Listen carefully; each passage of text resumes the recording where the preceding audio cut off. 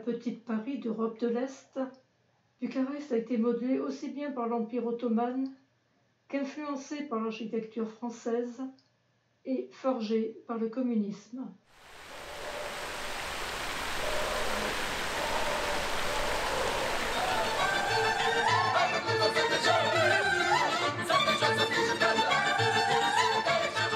Sur la Calia Victoriei, les Champs-Élysées bucarestois ont rejoint le palais du cercle militaire, imposant édifice néoclassique appartenant à l'armée roumaine.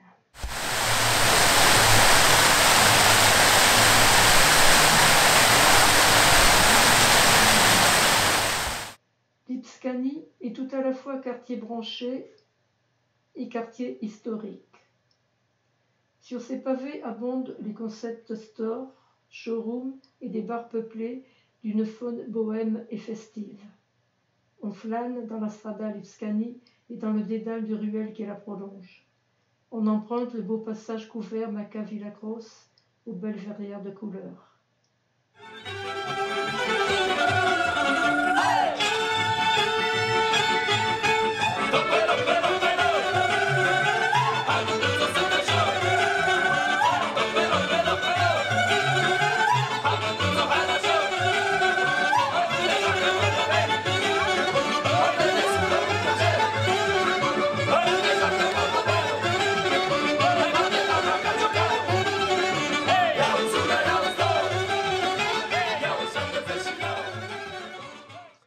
Bucarest n'a jamais eu de rempart. En cas de guerre, les habitants, avec leurs biens et bétail, se réfugient à proximité dans l'épaisse forêt de Vlasia ou dans les marais de Kaluga-Reni, véritable piège pour les différents envahisseurs.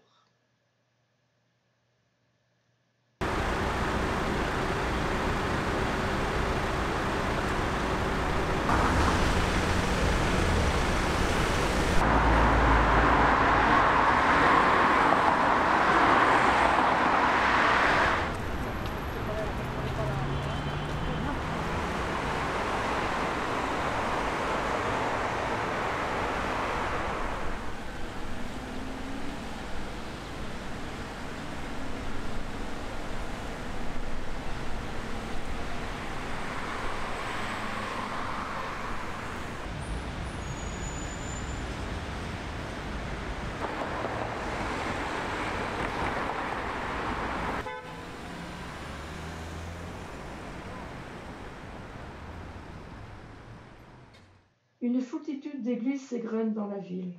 Entre une barrière soviétique, un dôme néoclassique et un immeuble ultramoderne, toutes plus belles les unes que les autres.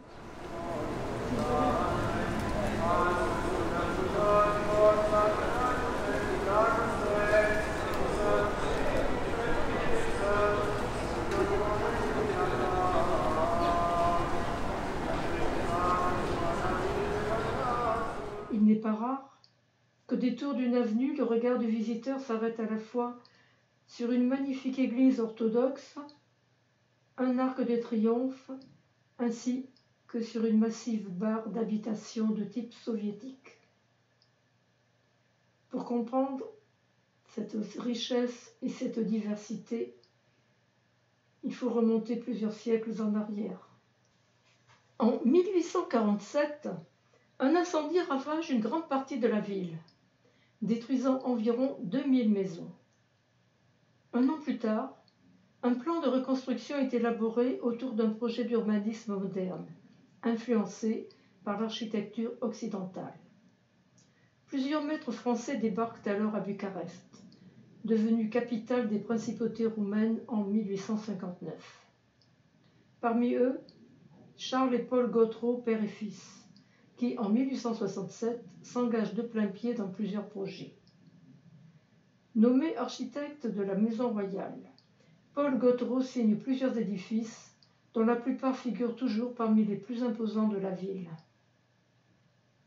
La Caisse d'épargne et des consignations, surnommée le Petit Palais pour sa ressemblance avec l'édifice parisien. La Fondation universitaire royale, actuellement bibliothèque centrale universitaire. L'ancien palais royal, ainsi qu'une aile du palais de Cotroceni, devenue la résidence principale du prince Ferdinand.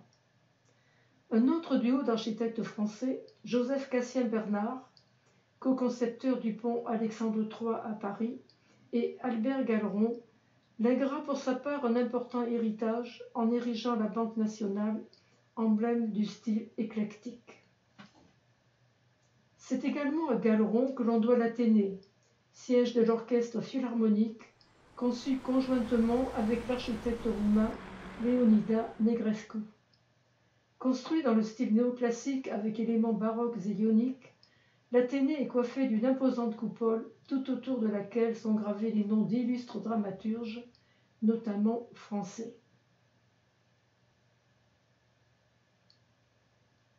L'atmosphère française que respirent les Bucarestois d'alors n'est pas circonscrite à sa seule architecture. Paris a fourni à la ville non seulement son architecture, mais aussi un style de vie et de nombreux noms de rues et de boutiques. Ainsi, un Français de passage à Bucarest au début du XXe siècle pouvait-il descendre à l'hôtel du Louvre, prendre un verre au très chic café de la Paix et faire ses courses aux Galeries Lafayette. En 1989, la chute du dictateur entraîne avec elle la fin des constructions staliniennes. Les Bucarestois mettent à bas les statuts soviétiques et privilégient une autre partie de leur histoire, celle de leur monarchie. Depuis 2010, ce n'est plus la silhouette de Lénine qui fait face à la Caléa Victoriei, mais celle de l'ancien monarque Carol I, premier roi de la Roumanie couronné en 1881. Sur cette place, un concentré d'histoire de la Révolution de 1989. Autrefois appelée Piața Dej, du nom de l'homme qui a dirigé le pays dans les années 50, la place a été le lieu de la révolution bucarestoise le 21 décembre 1989. Ce jour-là, Nicolae Ceausescu a fait un discours du haut du balcon de l'ancien Sénat. Mais le peuple a très mal réagi à ces déclarations et a fait fuir le dictateur en hélicoptère. Ceausescu et sa femme Elena ont été arrêtés le lendemain. Jugés à la sauvette, ils sont exécutés à Targoviste le jour de Noël, alors que la révolution avait été officialisée la veille.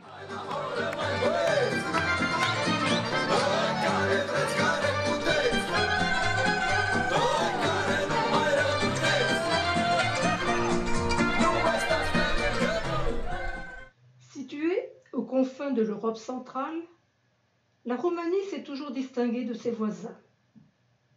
Bien qu'entourée de pays slaves, elle revendique fièrement sa culture latine.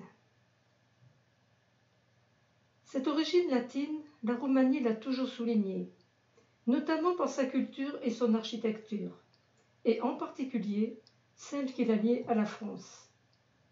Dès le XVIIe siècle, pendant la période des Lumières, les deux pays nouent une forte amitié. De ces échanges fructueux avec la France, la Roumanie conservera son système juridique et le passage de nombreux architectes français sur son sol.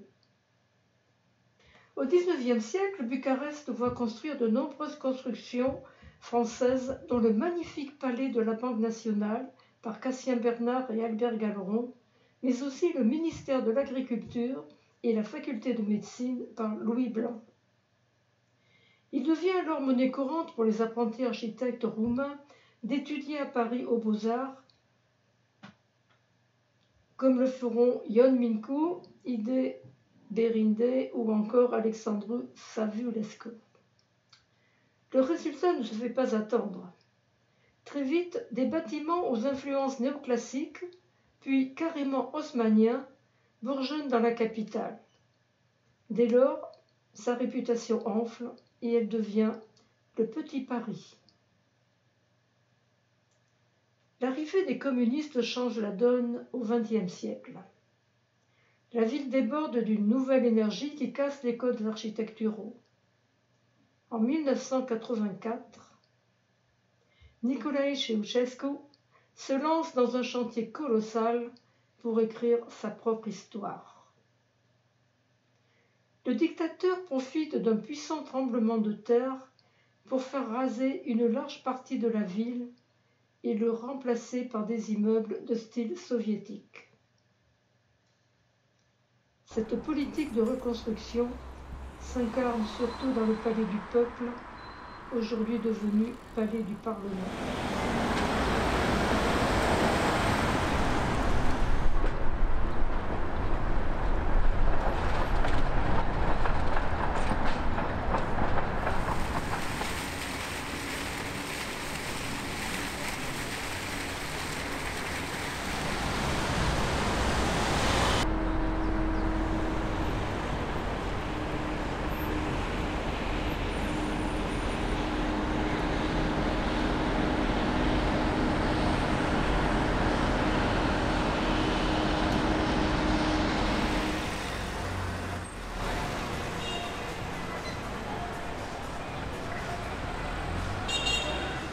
La présence des architectes français se réduit en même temps qu'un nombre croissant de jeunes Roumains se dirigent vers Paris pour apprendre l'architecture à la source.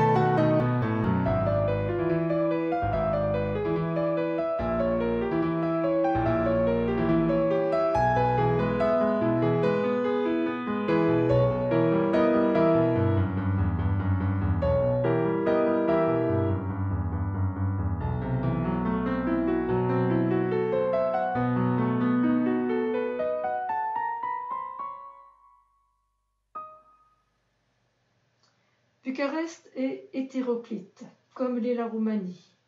Elle exhibe un somptueux patrimoine architectural, où se mêlent et se superposent baroque, néoclassicisme, Bauhaus, Art nouveau, et auxquels s'ajoutent les plus folles réalisations de l'architecture soviétique.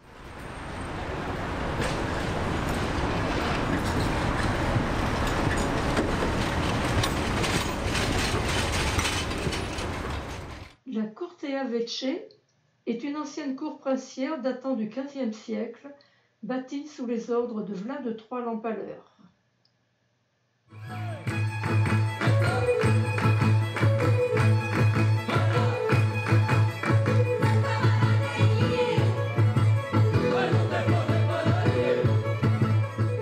Bucarest a pendant longtemps été une ville-jardin. Il y avait 3 arbres pour un immeuble et 5 mètres carrés de verdure pour 1 mètre carré bâti. Tout ce couvert végétal avait une double utilité: régulatrice climatique, nourricière. Mais depuis la deuxième moitié du XXe siècle, l'idéologie productiviste de la lutte de l'homme civilisé contre la nature sauvage, adoptée tant par le régime communiste des années 1945-1989 que par le régime libéral qui lui a succédé, a progressivement imprégné les décideurs et l'opinion. Ainsi, l'aspect environnemental est aujourd'hui complètement négligé dans le mode de développement récent de la ville, malgré les efforts du ministère de l'Environnement.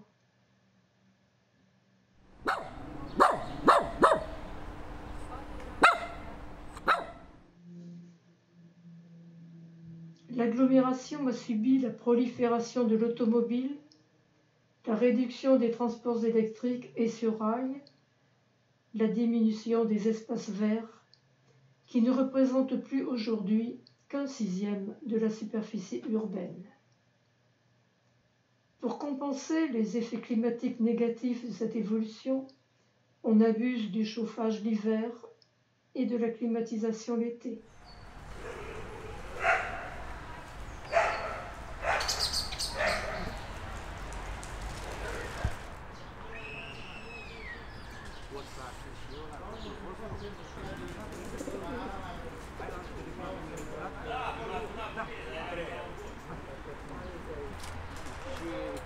Băi, nu zici că eu în noiembrie am stat 14 zile?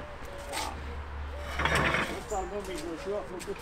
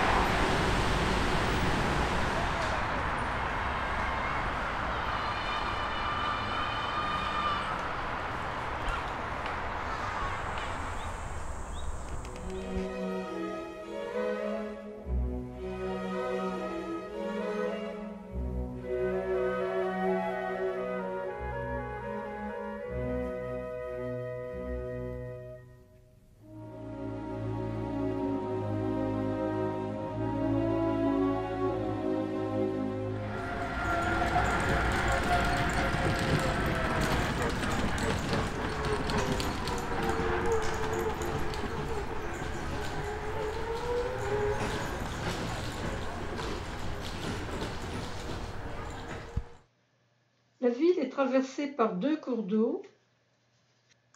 La Dąbrowica traverse la ville d'ouest au niveau de Chiajna, en est au niveau de Glina. La Dąbrowica se jette dans l'Arjas, un affluent du Danube. La Colentina s'écoule dans la partie nord de Bucarest et se jette plus en aval de la ville dans la Dambovita. Les deux rivières sont l'objet de nombreux lacs naturels ou artificiels au sein de la ville, particulièrement pour la Colentina, le lac Erastrau, le lac Floreasca, le lac Tei ou le lac Colentina.